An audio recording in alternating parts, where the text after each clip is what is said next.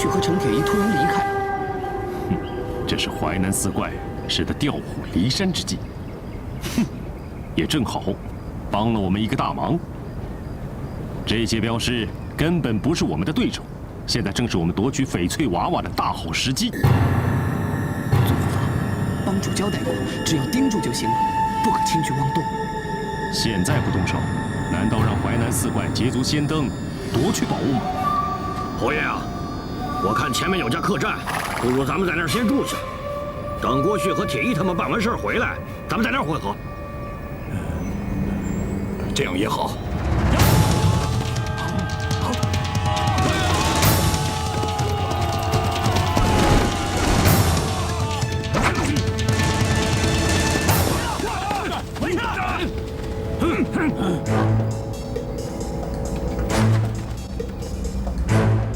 天佑帮总护法左冲，正是。郭旭和程铁一不在，就你们这些老弱残兵，根本不是我们天幽帮的对手。我看你们还是乖乖的把翡翠娃娃交出来，免得我们送你们上西天呢。你想让我上西天？我先让你见阎罗王！我上！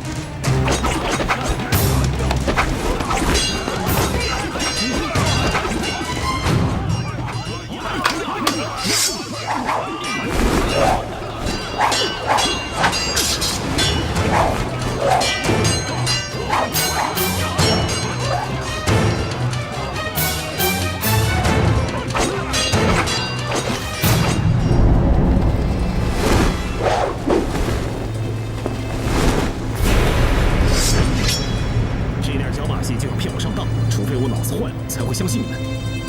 可恶的家伙，居然拿我的妹妹来做幌子！少废话，上！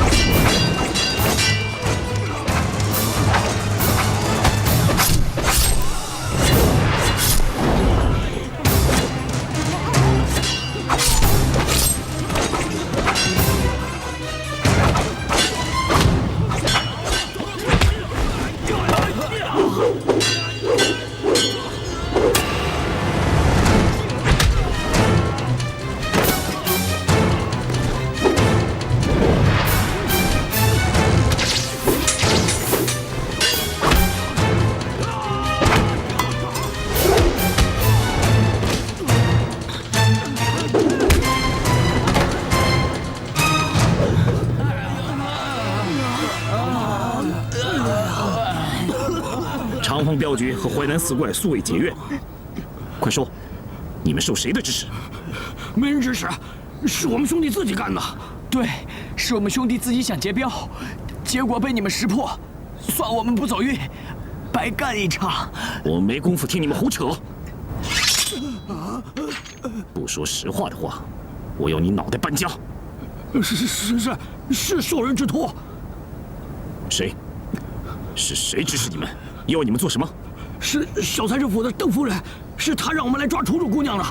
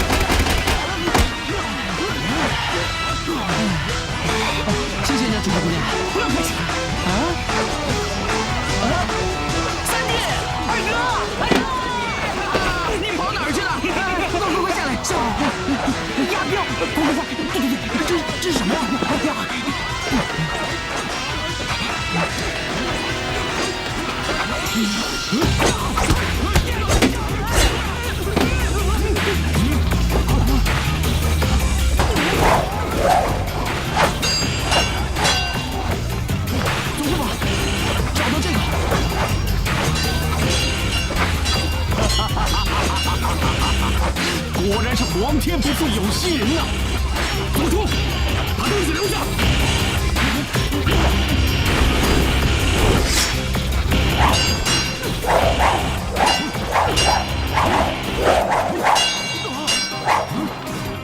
赤峰的，和我作对对你有什么好处？你来搅什么局？郭旭是我的兄弟，你想要带走翡翠娃娃，做梦去吧！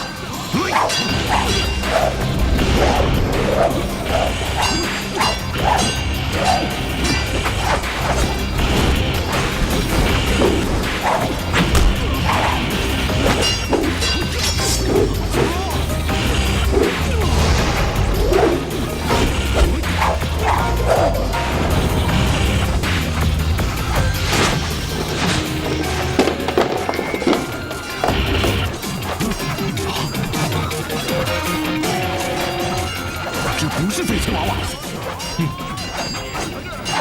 我从没说过我们保的是翡翠娃娃。那个女的呢？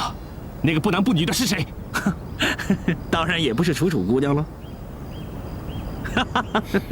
好你个郭旭，今天你令我栽了跟头，这笔账改日再算。哼！走，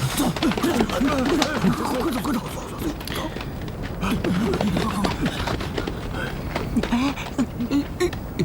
都跑了？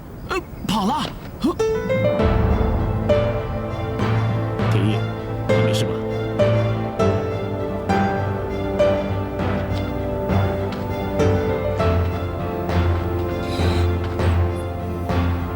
楚楚根本不在这里，也没有翡翠娃娃，这到底怎么回事？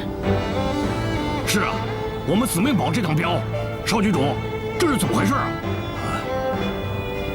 你葫芦里卖膏药，却把我当猴子耍。田一，蔡玉已经回了镖局，平安无事了，你别发火，冷静一下，听郭旭怎么解释吧。你也知道他搞鬼，你们居然一起瞒着我，瞒着侯叔和六叔，这算什么？这算什么？田一，你听我说，我把楚楚藏到了一个安全的地方。我不管你把楚楚藏在什么地方，咱们都跟着你走这趟假镖，把彩玉和楚楚留在京城。要是他们两个有什么三长两短，郭旭，我绝对不会饶了你。我。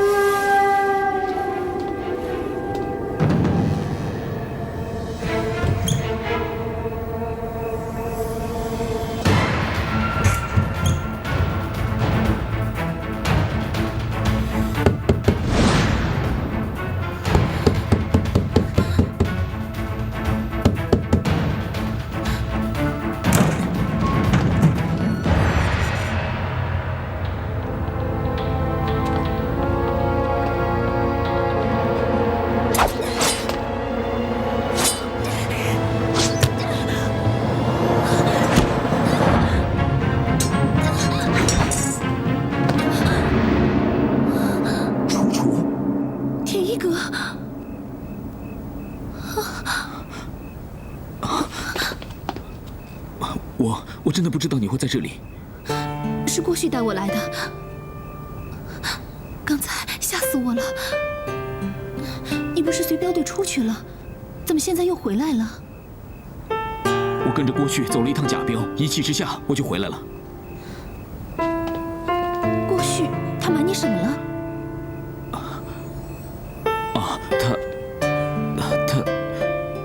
他怎么说？你让我怎么跟你说呢？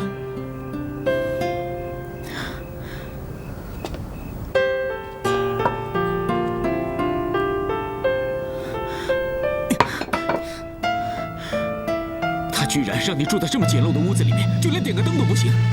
真不知道郭旭那个家伙葫芦里面卖的是什么药。他居然敢就这么把你藏在这个破屋子里面。还有，这次走镖，他连翡翠娃娃都没有带上。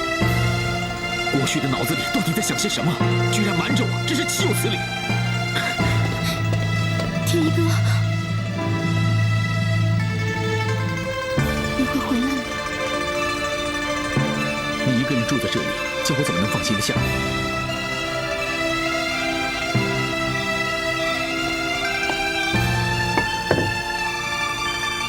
记得关好门，自己照顾好自己。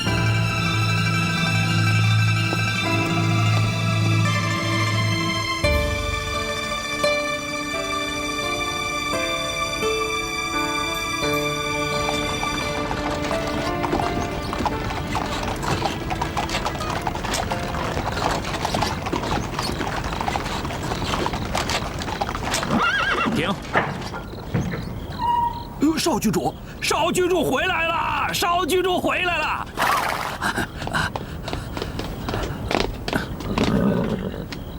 来，抓紧时间，好嘞，把箱子卸了啊！来，快点！小心点啊，放心吧。来，来，好，慢点，来，好，使劲啊，慢点，慢点啊，小心一点啊！小心门槛。回来了，小心啊！嫂夫人，这么快就回来了，是不是出事了？哦，没有，遇到点小状况。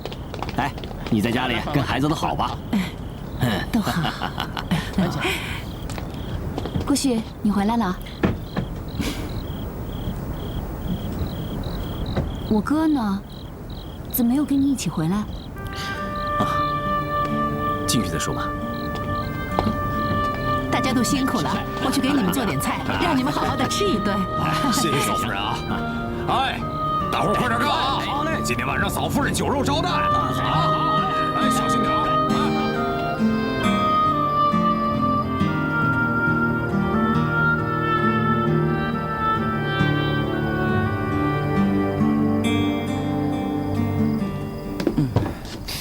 哎呀，胭脂姑娘，你说怪怪狼究竟去了哪儿了？抓走库郎的那2个怪人，我一看就知道他们是杀人不眨眼的狠角儿。哎，不会真让我说中了吧？二郎被他们咔嚓了？哎呦，惨了！咔嚓咔嚓咔嚓，你都咔嚓1天了，唠叨够了没有？你担心他们，我就不担心呀。真是被你烦死了！哎呀，我可怜的2弟3弟呀！哎，回来了！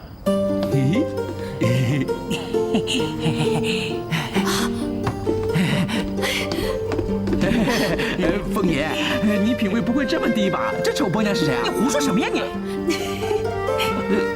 三郎啊！你不会真的被人咔嚓了吧？你这是没有，我该在的都在啊。三郎，看你平安回来，我真是特别高兴。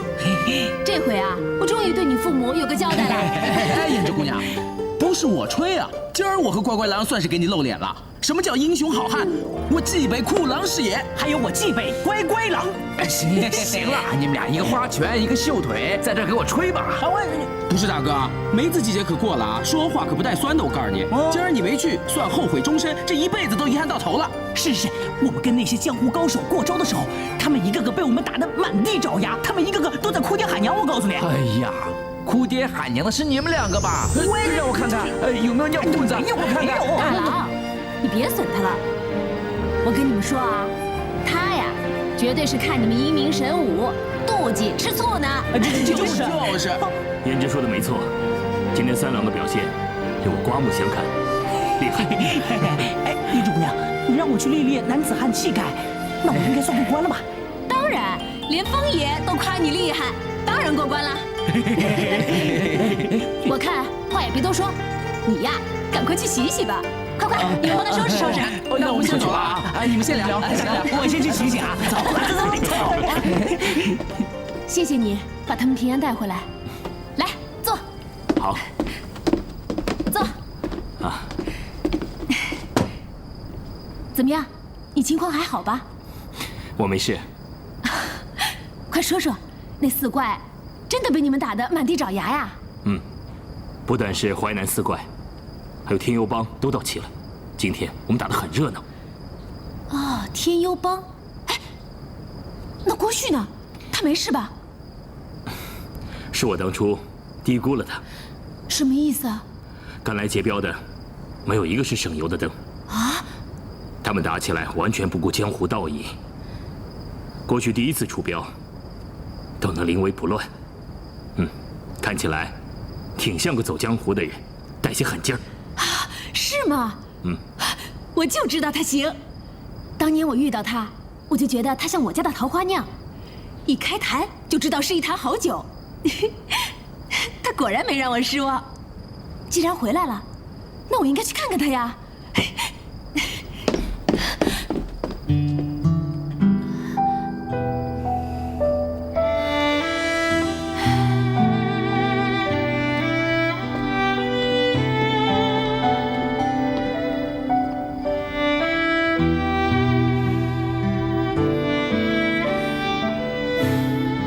怎么不去了？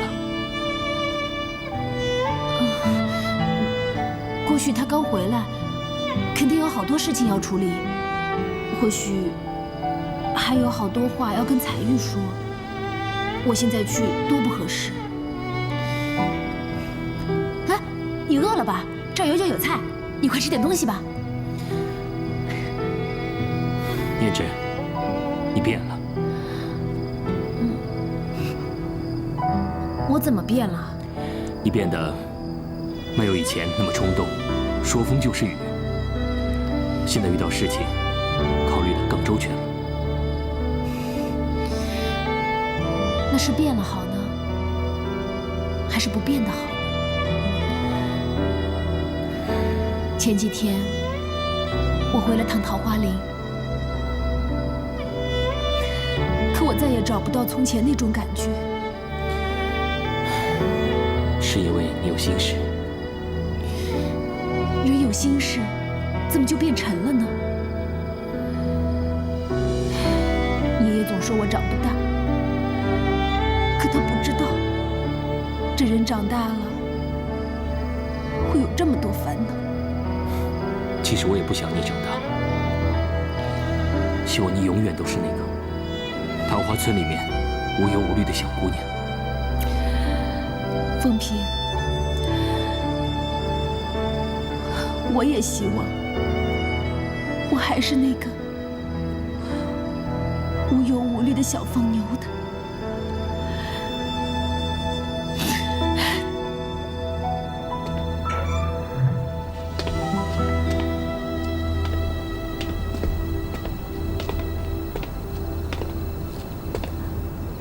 你怎么饭吃一半就离开了？吃不下。我哥没有跟着镖队一起回来，你俩是不是又闹别扭了？我们俩闹又不是一天两天的了。不是因为这个，今天淮南四怪出现了。哦，难怪那天风平哥接我从小财神府出来时，我们在大街上遇到了淮南四怪和丁燕山。风平哥说，这4个江湖毛贼和锦衣卫走在一起，准没好事。原来是劫镖啊！他们的目的可不是劫镖，而是要劫楚楚。楚楚，不是为了翡翠娃娃，却是为了楚楚。难道这是有人指使？假出镖的目的是要引蛇出洞，现在蛇果然被引出来了。淮南四怪已经招认，原来指使他们前来劫持楚楚的人是翁西珠，真是没有想到。原来你说要出这趟镖，还有另外一个目的，就是这个呀？难道那天夜闯镖局的那12个人，就是翁西珠派来的？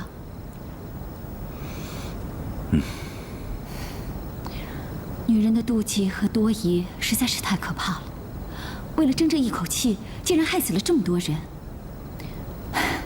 我还劝邓仁要忍耐，多考虑翁西珠的心情。这个邓仁要和这样的女人夜夜同床共枕，真是可怜。我想要引出的是另外一条蛇，结果他却没有出现。是谁？翁太北。翁太北老是把皇太后御赐的翡翠娃娃挂在嘴边，甚至不惜动用锦衣卫。可这次出镖，他竟然一点动作都没有，这可真不像他。想，应该是小鹏王爷施压后，温太北有所顾虑吧。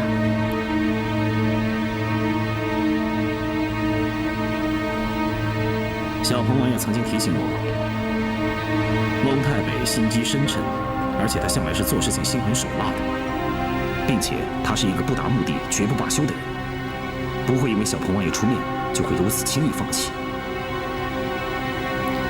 翁太北既然不肯善罢甘休，那这次出标，他为何没有动静？我想了很久，只有一种可能。你还记不记得？上回我们带着翡翠娃娃去草桥救邓人，天幽帮那帮人根本不是翁太北的对手，可是最后他却被天幽帮的堂主罗亦菲所杀。我一直在想，翁太北极力追讨翡翠娃娃，会不会和这件事有关呢？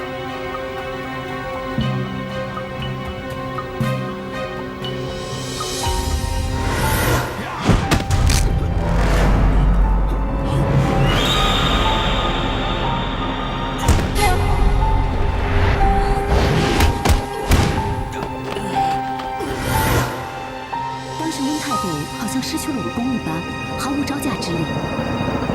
他这么积极地追翡翠娃娃，难道是想占为己有，然后练就天下无敌的盖世武功？不知道。不过翡翠娃娃是皇太后赐给熹珠的嫁妆，翁太北要去拿太容易了。或许他早就练成了翡翠娃娃上的武功。如果他真的练成了翡翠娃娃上的武功，按理来说应该已经无人招架，武功无敌了。可是他又怎么会伤在罗亦菲的手里？哎呀，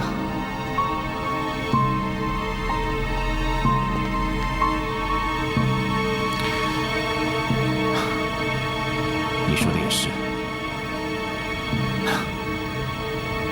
总之这件事情让人想不通。郭旭，你出来，咱们把话说清楚。哥，你想说什么跟我说也一样，去外面说吧。彩玉，你别管。郭旭，你听着，是个男人就马上给我出来。哥，哥，郭旭，看来我哥正在气头上，你别去，我好好跟他说说。没事的。大不了挨他一顿就是了。哼。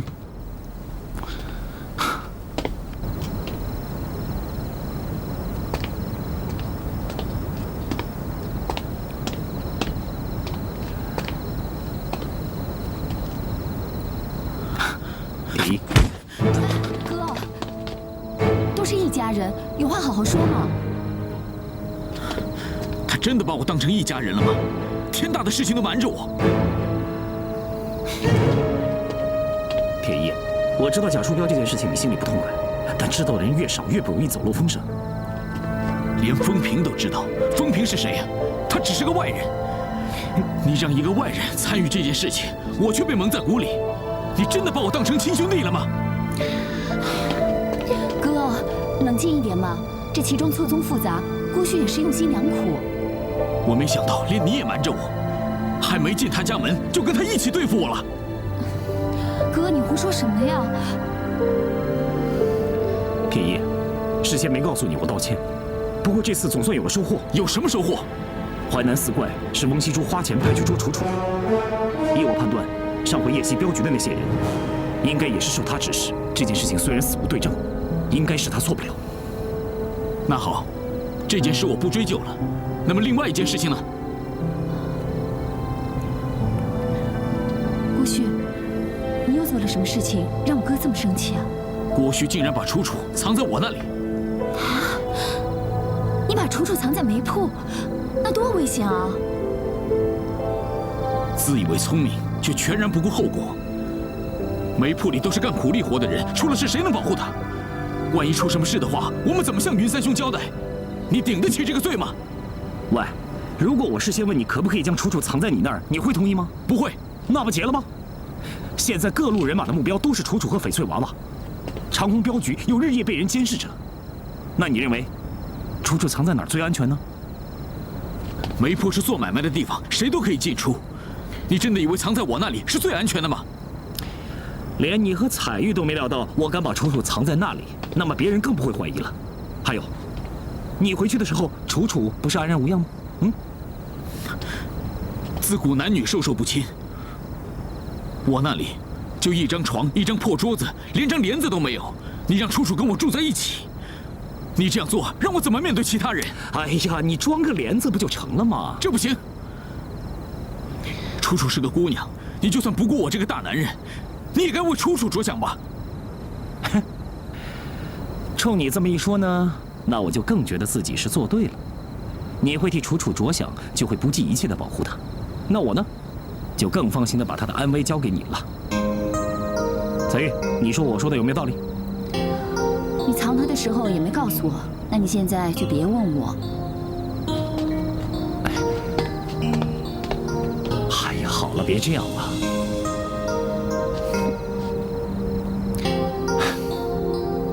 铁一啊，别生气了啊！我这么做也是替你着想。你每次都说替我着想，可最后从来没什么好事。你这话可是没凭良心说啊！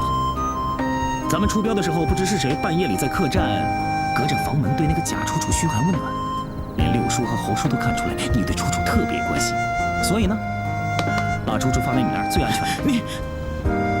我警告你，不许在这里胡说八道。楚楚是云武未过门的媳妇，我不会对别人的媳妇有非分之想。我可没说你对她有非分之想。不过，就凭你刚才那一拳，你来保护她，万无一失。你强词夺理。好吧，你那么不情愿呢，就把楚楚送回镖局好了。可是，我话说在前面啊，现在众矢之的的地方可就是长风镖局。如果楚楚哪天半夜要是失踪了，到时候你可别怨我。你，哥，过去说的也有道理嘛。楚楚在镖局也不安全啊。那不然先这样好了，你先回煤铺，别让楚楚一个人待在那儿。至于楚楚怎么安排，我跟郭旭再好好的商量一下。没想到你居然变得这么狡猾，我程铁一不跟你一般见识。铁一，你是男子汉大丈夫，我相信你会拼命保护楚楚的，啊！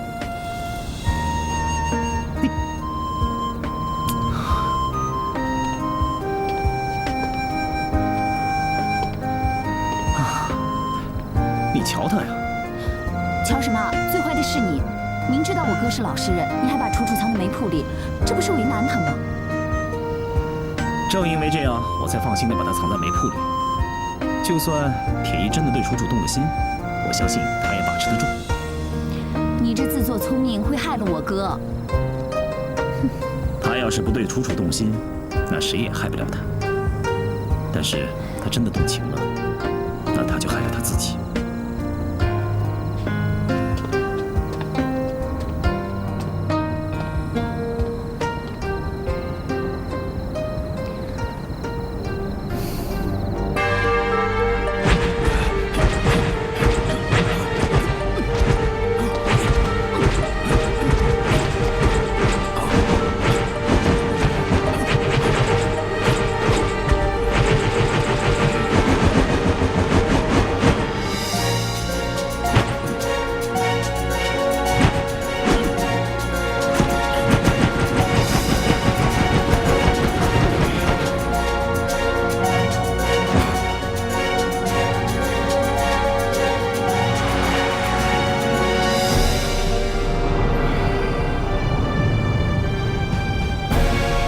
13则翡翠娃娃到底在哪里？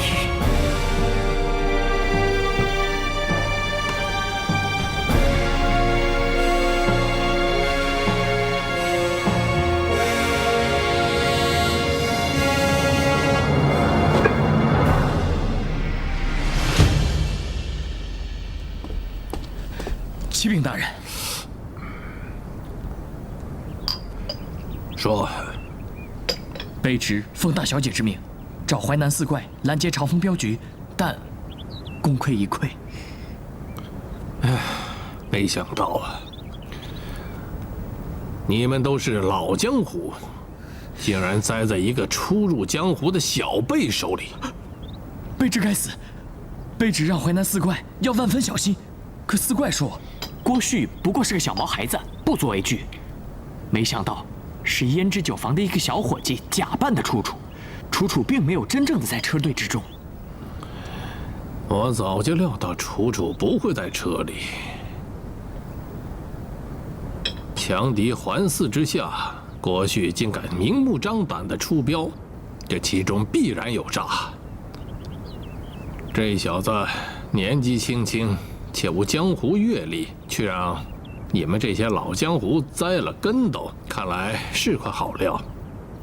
哼，啊，假以时日，那么郭旭这小子必然是咱们的心腹大患啊！大人，长风镖局真的很难对付，连天幽帮的总护法左冲都……翡翠娃娃被劫走了。大人请放心，翡翠娃娃并没有被劫走。郭旭这趟出镖，翡翠娃娃并没有随镖出行。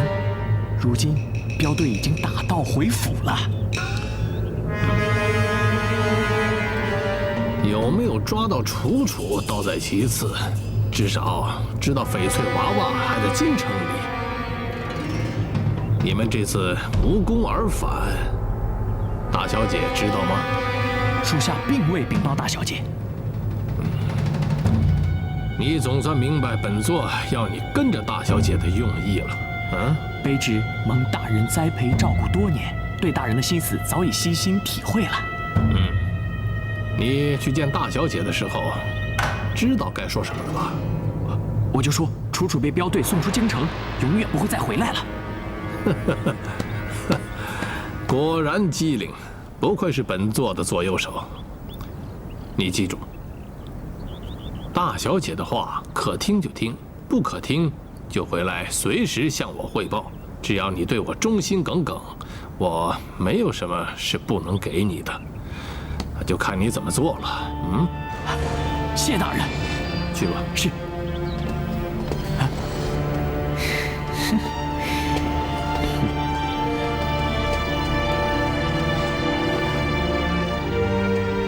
启禀大人，长风镖局的护镖队已经进京，是否继续监视？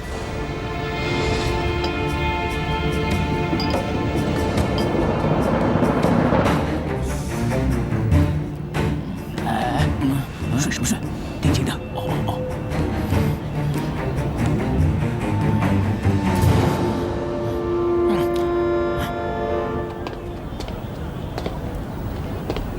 好，这边请。邵局主，告辞。好，徐掌柜，慢走啊。他是谁啊？上门托镖的，全京城都知道我们要出镖了。这2天有不少人托镖呢。接吧，越多越好。这听上去不像你说的话。邵局主，我们进屋吧。咱们要是3天2头都出镖的话，那些在外面监视我们的人，就不知道哪一次是送翡翠娃娃。而且还有，这样咱们就会赚更多的银子。哎，你现在对走镖走出兴趣了，越来越嘴精。邵局主，我已经发帖子给那些离开的镖师们，他们听说邵局主重掌镖局，一定会乐意回来的。好，咱们像过去一样，任何时候都敞开着大门，谁都可以进出的话，那帮牛鬼蛇神就更相信翡翠娃娃和楚楚都不在镖局里了。原来你送楚楚的时候都算计好了。哎，对了，你赶快进去吧，邓人在里头等你好久了，说是有事找你。邓人？哼，王羲之把他放出来了。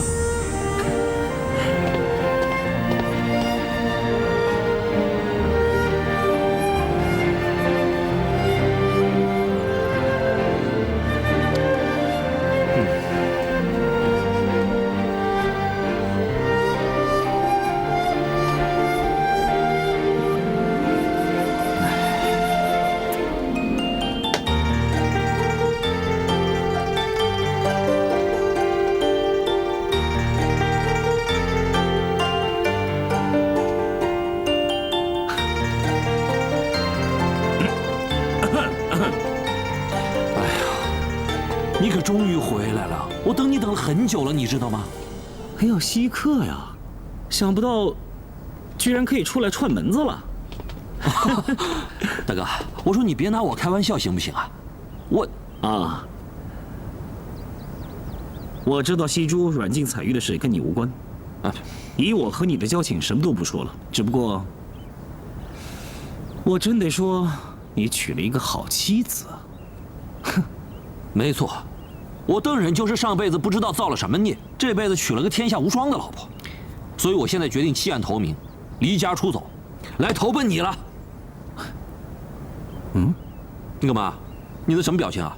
你不信我吗？你看我戒指都没戴。你不回去打算去哪儿啊？跟你去走镖啊！你走到哪里，我跟你到哪里。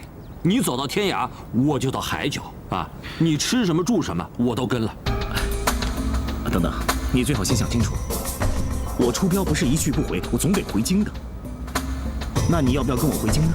那到时候你不是还得面对你的老婆翁西珠吗？不，还有，这一路上走镖辛苦，你也是知道的。想劫镖的人不知道有多少，刀兵凶险，不是你能想象的。我不怕，我告诉你，你不怕，我怕。我都不怕，你怕什么？我是怕担当这份责任。走镖路上，我要照顾镖队，都力不从心。再加上小财神你，我能不怕吗？哥们儿，我不会给你添麻烦的，行不？你不给我添麻烦，那万一你要有什么闪失的话，翁西珠、翁太北必然会怪到我的头上。哎呀！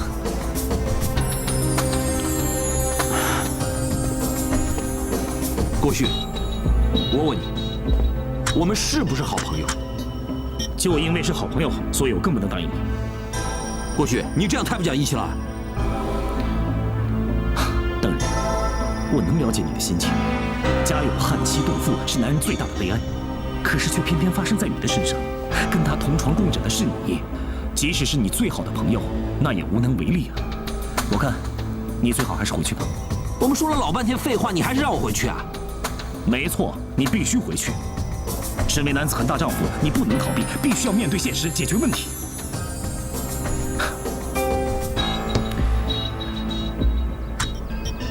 你如果想解决问题，我看只有2种办法。哪2个办法？这第一呢，你要去苦苦的哀求翁西珠，求她原谅你。不可能，这是绝对不可能的事情，我告诉你。要不然你就彻底的征服她，我是说彻底的征服她。征服？好，郭旭，我看不如这样吧，我把我家的翁西珠让给你，你要是能征服她从一个醋缸子变成糖罐子的话，我邓忍府上的财产随便你拿，你白说。那么第2个办法说来听听。解决不了那就忍了，把整个痛苦都吞下去。忍？我姓邓名忍，我已经忍无可忍了。郭旭，你就一句话，让不让我跟你？逃避只能造成更多的问题，何况你和西珠毕竟是夫妻，再情再理，你这样做都不行的。行，我不为难你啊。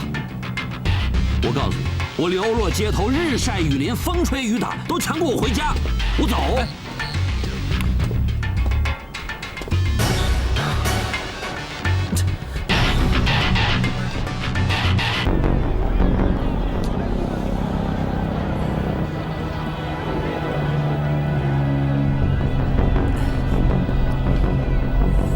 来，老板，来碗面啊！好，别走啊，马上就好。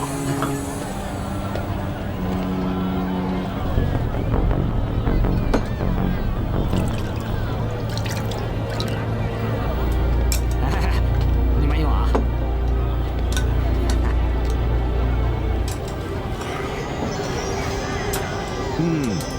可以。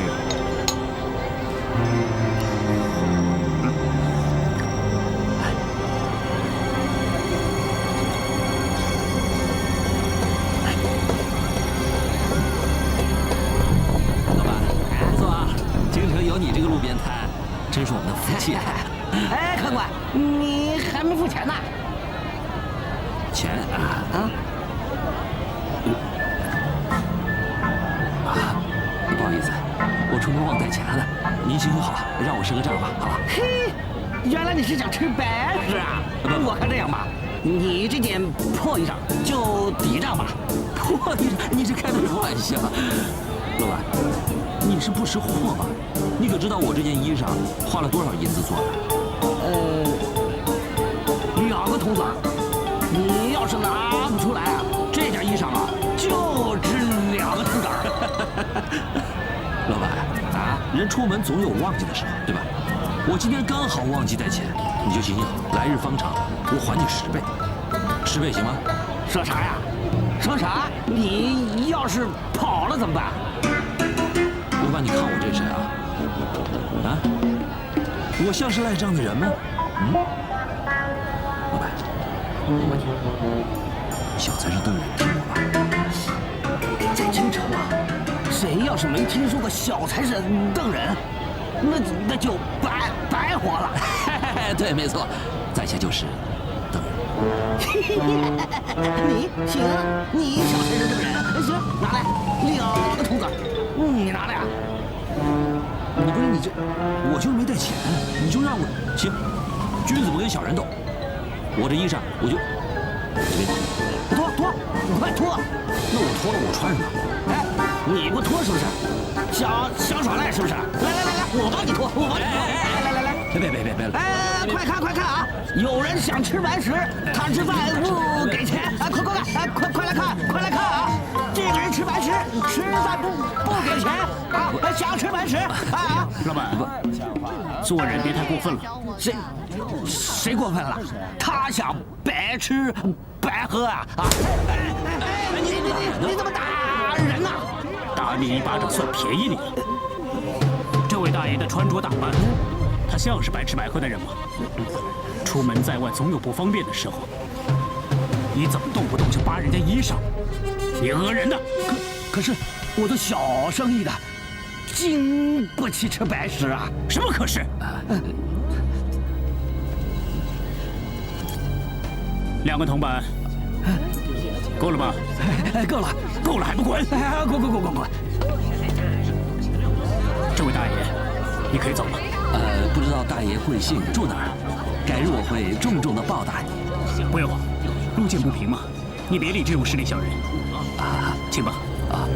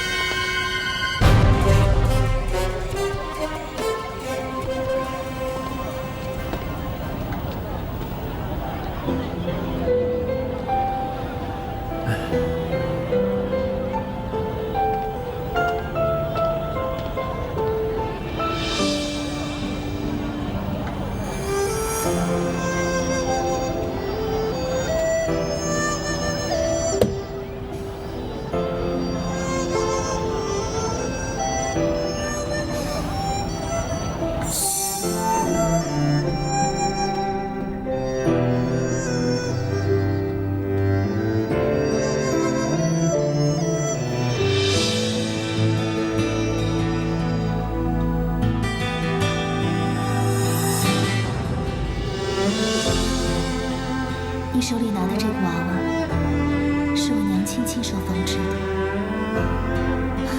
无奈命运弄人，如今我远离家乡，沦落青楼。虽然这娃娃已经很旧了，可是有它伴着我，就算远离家乡，心也不会那么孤单。我明白了，睹物思人。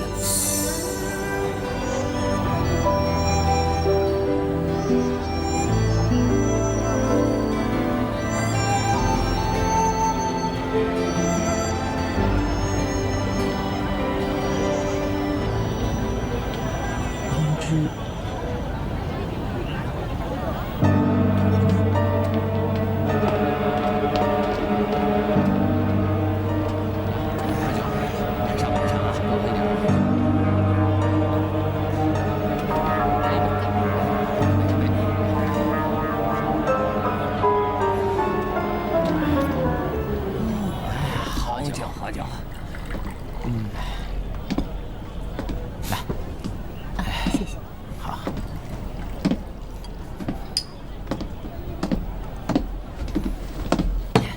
起来！嘿，看见没有？大门就在那个方向，你是怎么进来，还怎么给我出去？我们这儿不欢迎你。哎呀，哎呀，哎呀呀呀呀呀！小财神，哎，贵客不是？您是头一回来吧？哎，是第一回。哎，不是，来坐。等等。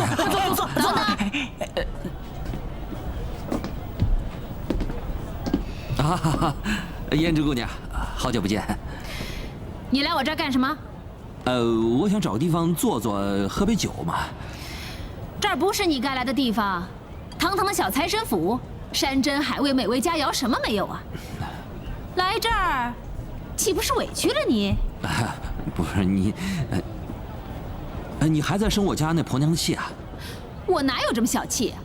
不过，我可不想我这胭脂酒坊再被砸了。大家朋友一场，不用这么说话。哎，这可不对，你我可算不上朋友。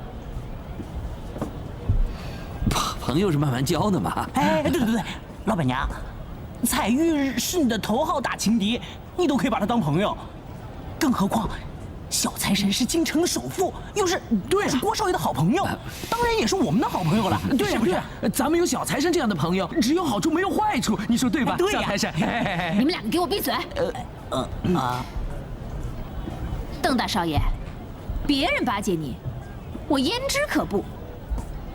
我劝你还是早点回去吧，否则啊，你那个醋坛子怪罪下来，我可担当不起。放心，他根本不知道我在这里。看你这张脸，真是够苦的。出什么事儿了？没什么事，只是我觉得天大地大，却无我容身之地。这话什么意思？我本来以为我有很多朋友，有小彭王爷，有郭旭，有当官的，还有做生意的。可是在我最无助的时候，却没人帮助我。我根本没有亲人，除了冷冰冰的银子以外，还是穷得只剩钱。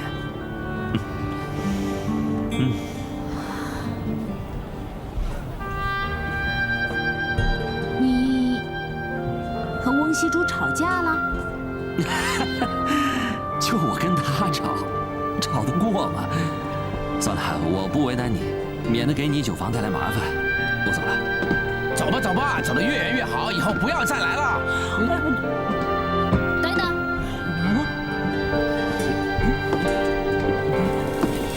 听你这么一说，我倒想留你了。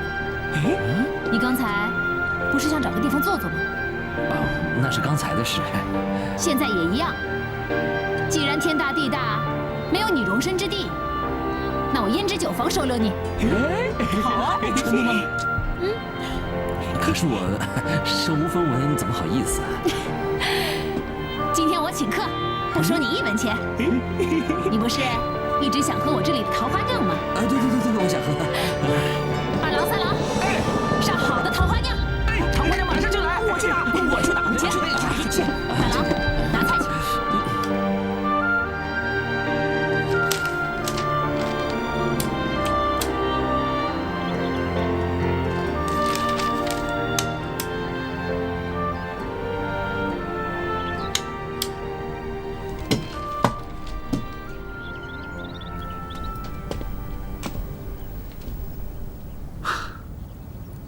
今天我练剑的时候呢，又落下几个小果子，我都洗干净了。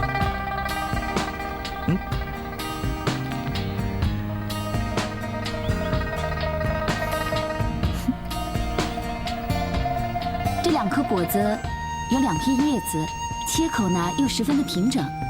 郭旭，你的剑法又进步了。那你就鼓励鼓励我喽。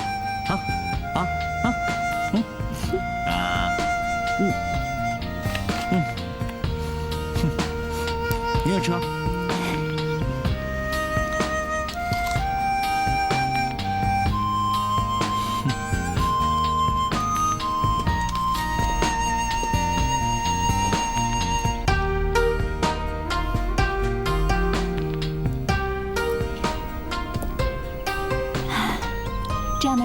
有多好啊！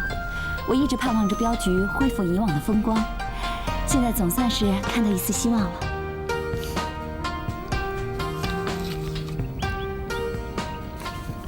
哎，好好的又怎么了？为了翡翠娃娃，咱们镖局什么时候才会有安宁？我好担心，一不小心毁了镖局。少局主，翁太北来了，指明要见你。咱们这2天没惹事吧？啊，翁太北特别客气，以礼求见，不像来找事儿的。才担心事情就发生了，越是以礼求见，越有文章。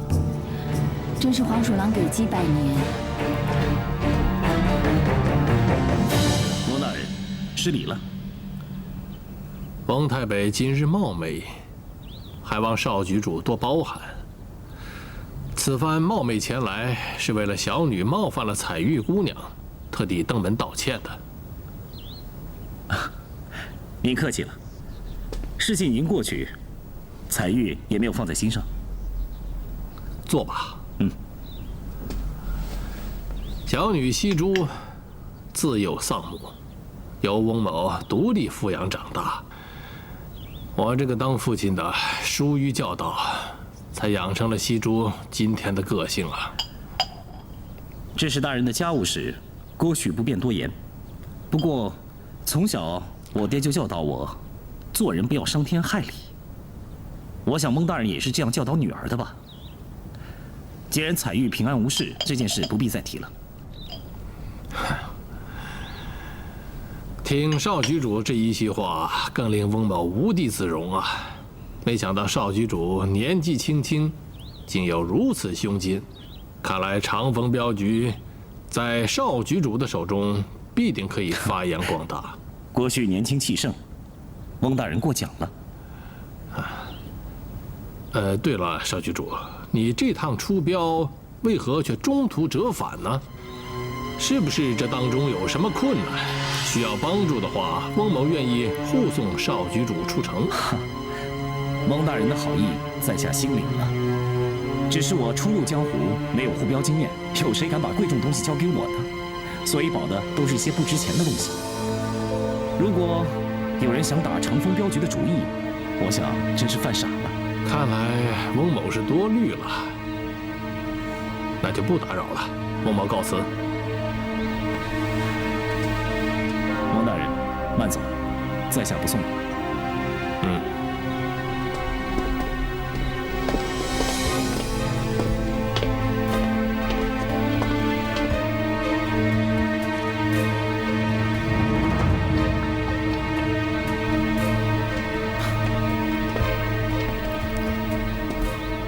都听到了吧？这翁太北果然老奸巨猾，表面上是为了温修州的事情来道歉，但其实是杀鸡儆猴，警告咱们别轻举妄动。没错，他话中有话，暗示咱们一切都在他的掌控之内。看来以后凡事要加倍小心。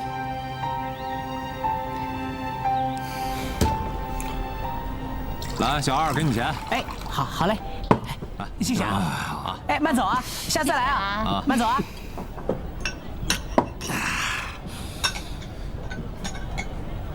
之前你绑架我，我非常怨你。可是真没有想到，你竟然是第一个听我诉说心声的人，还要请我喝酒，你真是把我当朋友啊！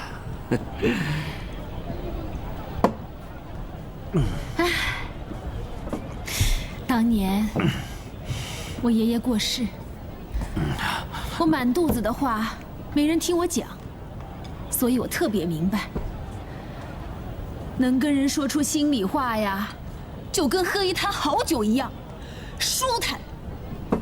太舒坦了，来。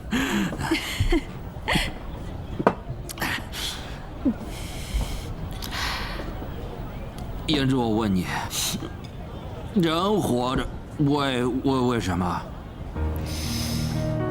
这人嘛，有的图荣华富贵、升官发财，有的呢其实就想安安稳稳的、平平安安的过日子。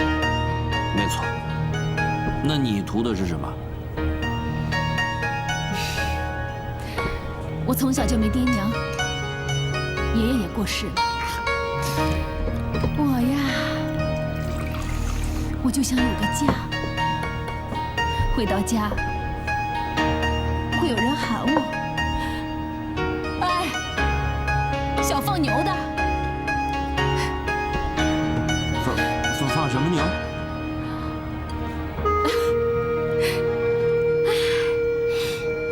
反正我现在都想明白了，心里想的未必能如愿。你说的太对了，我告诉你，人生不如意，十之八九。你别看我表面风光，其实我一无所有。我真是可悲不幸的人。你明白吗？我的可悲不幸，我的不幸与悲哀，你们明白吗？我的不幸与悲哀，你们明白吗？是啊。我老婆明白吗？岳父明白吗？回去吧。胭脂，客官，人生在世，除了有财有势，是不是应该还有这么一点值得让人活下去的东西啊？你说是不是啊？明白。二哥，你说话呢？你说的我都明白。小财神喝了多少啊？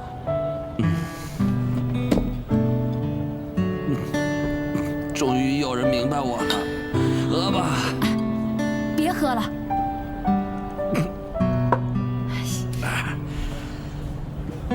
以前喝酒，愈杯愈壶，今日喝酒是大碗大口。人生不也如此吗？喝。讨什么？还有啊，胭脂，我今天总算是认识你，才知道你跟我家那个婆娘不是一路人。喂，你拿我跟她比，简直是狗眼看人低嘛！这就对了，你生气呢，逗人开心；他生气，开膛掏心呐。你任性，他刁蛮；你倔强，他泼辣。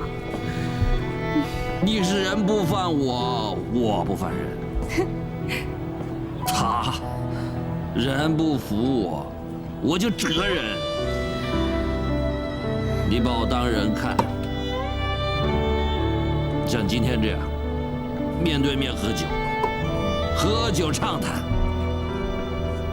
他把我当狗看，我只要说出那么一个字，劝交并施。你说你们怎么会有共同点呢？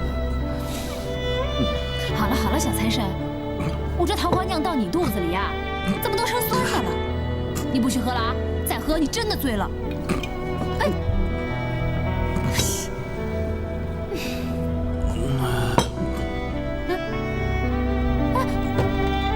小财神，小财神。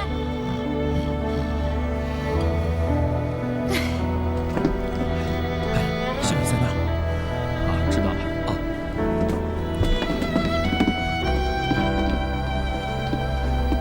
少爷，少爷，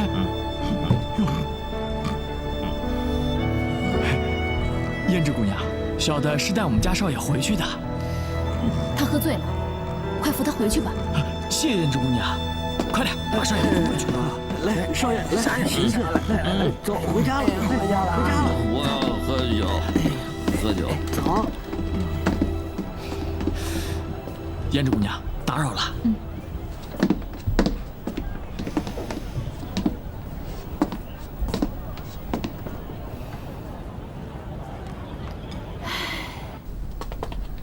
你给我把长风镖局外的庄子都撤了。大人恕罪，卑职立刻严格监督那帮饭桶，绝不会再有玩忽职守之事发生。不必了，你的脑筋比那帮笨蛋也强不了多少。长风镖局眼下门户大开，任人进出，他们何以如此？你认为楚楚姑娘和翡翠娃娃还会在镖局里吗？大人高明，应该不在了。那丁燕山说半路有人劫镖，风平赶去救援，莫非这风平已和长风镖局联手？卑职怀疑那翡翠娃娃也在风平手上，那风平又是顺天府捕头，谁敢查他呀？翡翠娃娃下落不明，人人都有嫌疑。再说，风平和郭旭私交深厚，长风镖局有什么动静，他一定知情。从现在开始，你给我盯牢这个风平。是。不过卑职有一事不明，既然咱们的目标不是楚楚，而是翡翠娃娃，大人尽可以锦衣卫之名逼他们交出，他们也不敢公然违逆。卑职不明白，大人为何不这么做？哪有你想的这么简单呢？翡翠娃娃想要弄到手，没那么容易。如今，翡翠娃娃在长风镖局的手里，江湖上的人哪有不垂涎欲滴的？我要等猫鼠全都出尽，我倒要看看谁能够最后如愿以偿。哦，原来大人是想先坐山观虎斗，最后再将这帮江湖蠢贼一网打尽。大人真是神机妙算呐！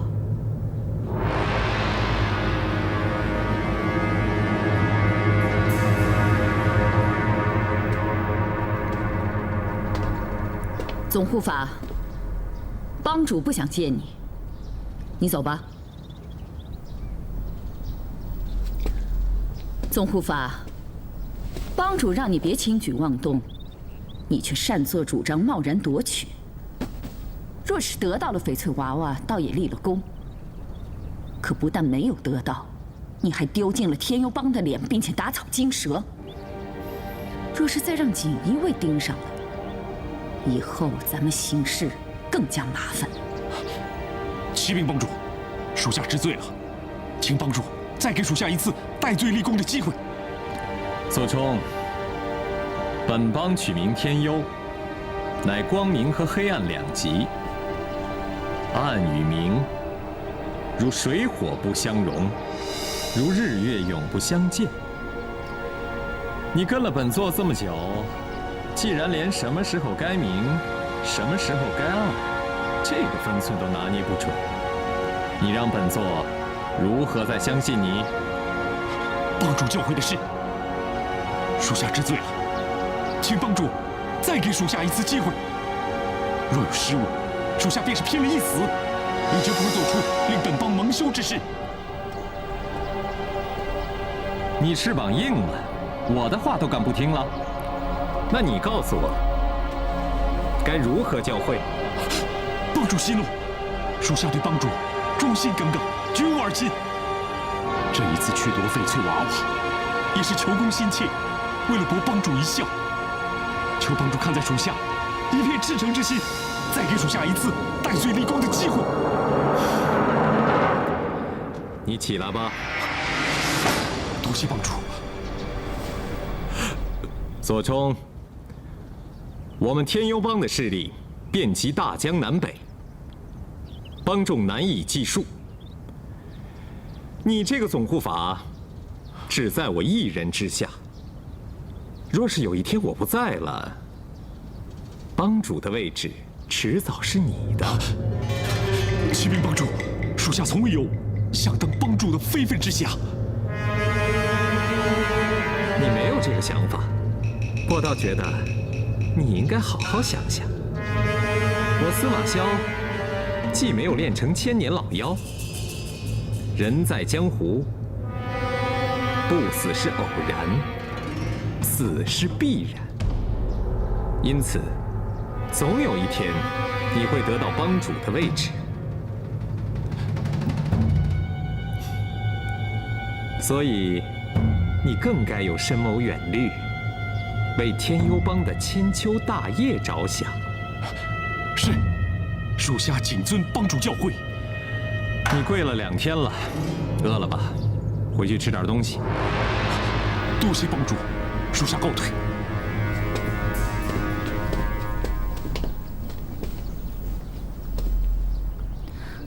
您为何要说那么不吉利的话？您永远是天幽帮的帮主，我只认您一个。我在这个世上还没有玩够，不会这么急着离开。